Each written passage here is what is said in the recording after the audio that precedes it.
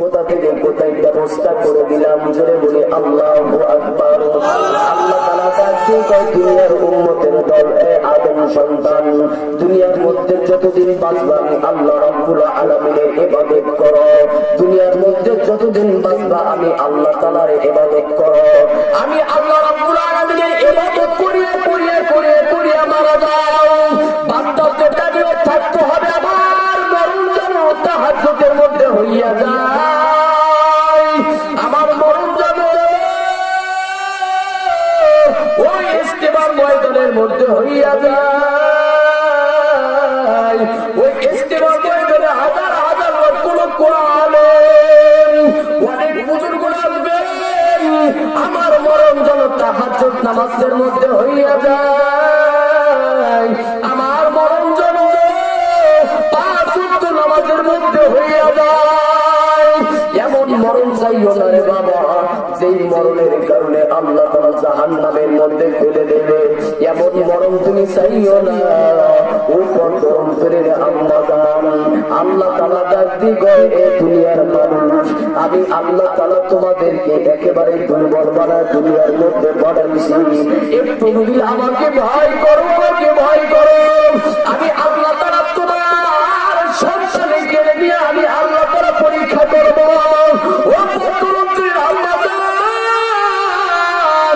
আল্লাহ তাআলা বলেন তোমার সন্তান হবে না, আমি আল্লাহ তাআলা পরীক্ষা করব। কিন্তু দুনিয়ার মধ্যে থেকে পরীক্ষা এমন একটা হয়, পরীক্ষার মধ্যে দুই একবার ফেল করে কবরের মধ্যে চলিয়া যায়। ওই কবরের আযাব বান্দা সহ্য করতে পারবি না রে যুবক। ও বর্তমানে রান্না যায়, নতুন কাপড় পরে ঘরের মধ্যে ঢুকছো, এমন একটা সময় হবে ওই দরজা দিয়া সাদা কাপড়ে প্যাকেট বানাইয়া তোমাকে ঘর থেকে বের করবে। কথা বলেন ঠিক না বেশি? এই গাছকে চেপি যাবো, খাইলাম, সব কিছু করলাম, হঠাৎ করে একটা মানুষ কয় কি হয়েছে? কয় কিছুই হয় নাই, খানা খাইতে খাইতে একটু রেস্টিসে মারা গেছে। কেন? কয় আপনি লাগছে মরণের এত কষ্ট, আজকে মরণকে একটু দেখতাম, আজকে একটু লাশের দিকে দেখে দেখছি। বান্দার মরণটা এমন ভাবে হয়, বান্দা কেমন যেন পেরেশানের মধ্যে পড়িয়া যায়। এত পানি ঢালার পর বান্দা কেমন যেন গরম হইয়া যায়, গরম হইয়া যায়, কথা বলতে পারে না। শুধু তা ভাই ওই মুরগির মতো তা ভাই। আল্লাহ পাক রব্বুল আলামিন ডাক দিয়ে কয়, দুনিয়ার মানুষ, দুনিয়ার মধ্যে থেকে তুমিও যাবা, আমিও যাবো। কি নিয়ে দুনিয়ার মধ্যে থেকে যাবো রে বাবা? ওই কবরের আযাব তো সহ্য করতে পারবো না। ওই কবরের আযাব, ওই কবরের আযাব কেমন ভাবে সহ্য করবো? এক সেকেন্ড সহ্য করার মতো কোন সময় নাই, কোন সুযোগ নাই।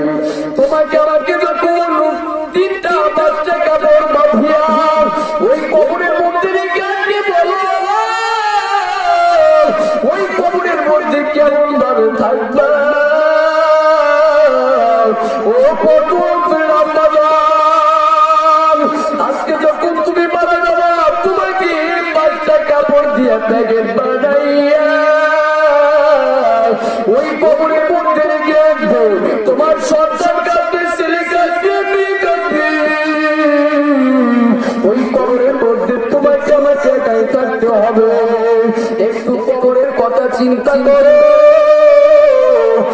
মাহফিল তো দেওয়া হয় কবরের ভয়ের জন্য দেওয়া হয়।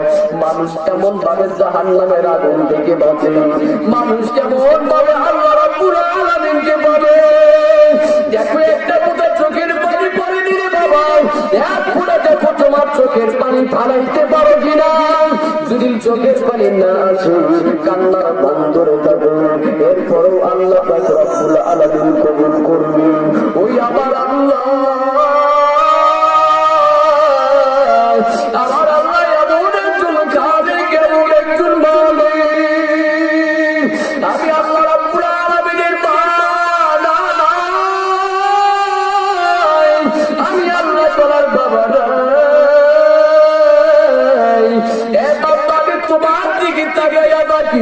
আমার বান্দা কখন আমাকে আল্লাহ আল্লাহ আল্লাহ বলে ডাক দিবে,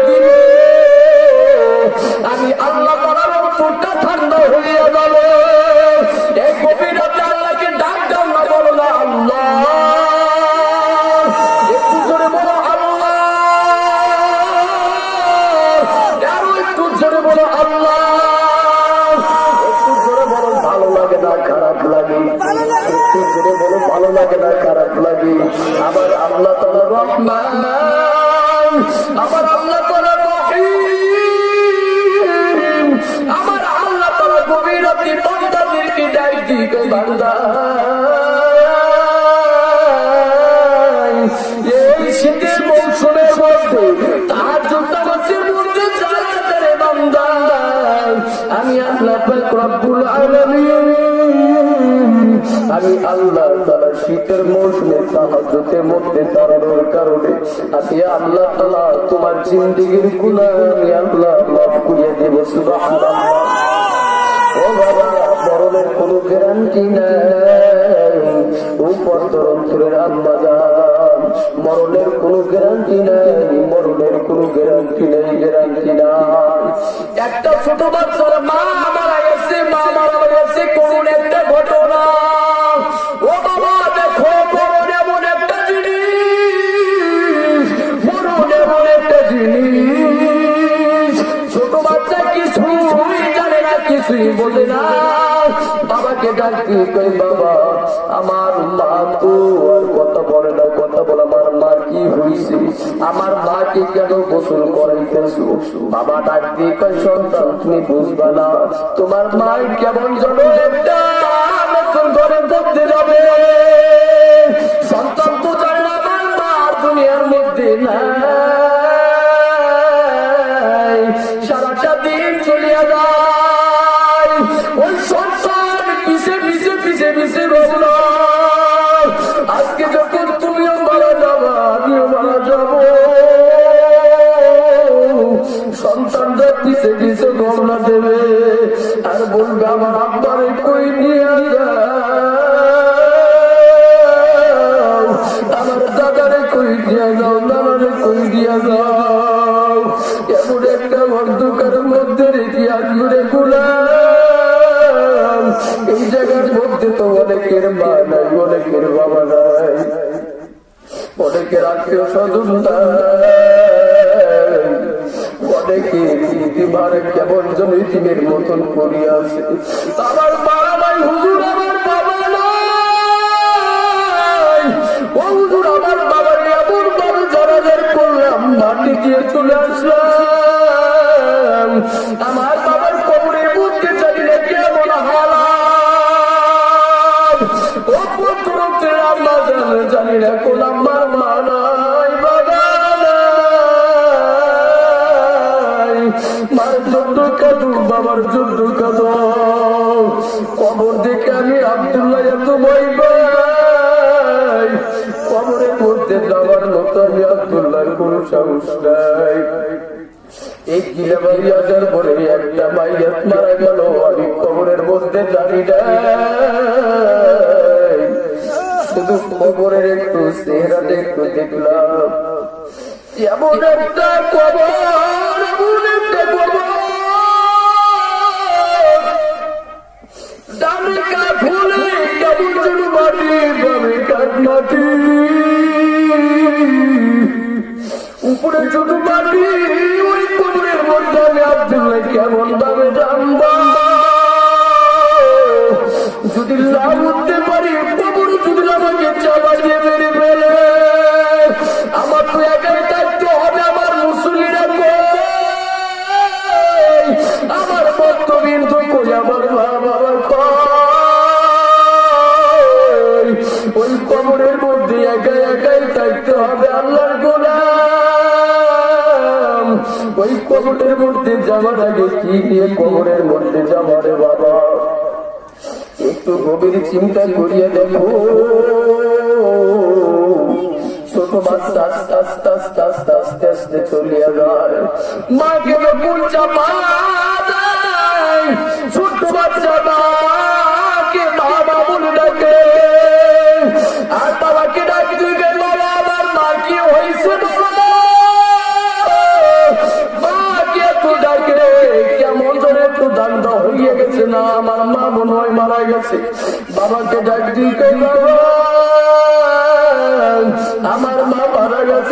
কেন বলো না? বলো কে আমাকে খাওয়াইবে, কে আমাকে রাখবে, মাম্মু বলে ডাকবে, কে আমাকে গোসল করা দেবে? অনেকে তো নাই বাবা নাই।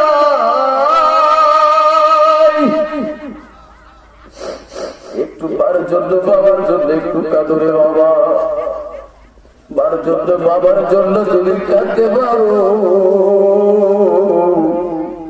অনেক ইতিম মানুষ এসে আমার কাছে দোয়া চাই, হুজুর আমার মা নাই বাবা নাই, আমার মার জন্য আমার বাবার জন্য একটু দোয়া করবে। ও হুজুর আমার মা নাই বাবা নাই, দাদা নাই, দাদি নাই, একটু কিছুদিন আগে বাড়ির মধ্যে চলে গেছিলাম, একজন যুবক কান্দে, বন্ধু মানুষ ডাক দিয়ে কই ভাই তুমি কেন কাঁদো, ডাক দিয়ে করিয়া বলো, ডাক দিয়ে কই ও আব্দুল্লাহ ভাই তুমি তো এলাকার মধ্যে থাকো না, আমার মা কিছুদিন আগে দুনিয়ার মধ্যে থেকে চলে গেছে, আমি কেমন জমি দিন হইয়া দুনিয়ার মধ্যে আছি। ও দুনিয়ার উম্মত আল্লাহর গোলাম, তোমার তো কবরের মধ্যে যাইতে হবে, আমার তো কবরের মধ্যে যাইতে হবে, কি নিয়ে যাবো বলো? ও ধরন ধরে আম্মা জান, আজকে সংসারের কাজের মধ্যে লিপ্ত হইয়া তুমি নামাজ রোজা সব ভুলিয়া গেল, সব ভুলিয়া গেল। হযরতে খাদিজা রাদিয়াল্লাহু তাআলা আনহা মৃত্যুর সময় নবীকে বারবার ডাক দিয়ে গেলেন,